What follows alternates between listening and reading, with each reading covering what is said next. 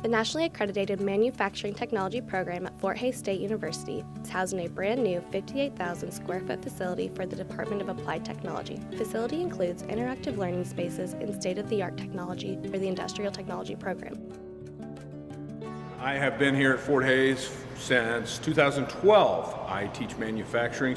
We have several new machines in our lab. We have a new CNC lathe, one new mill.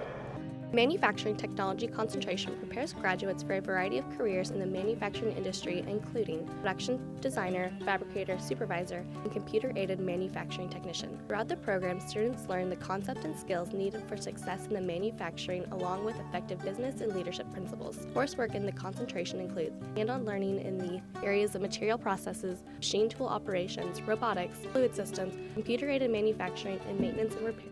An engaging college degree program that can lead to a rewarding and high-demand career field. We invite you to come and experience for yourself the manufacturing technology program at Fort Hays State University.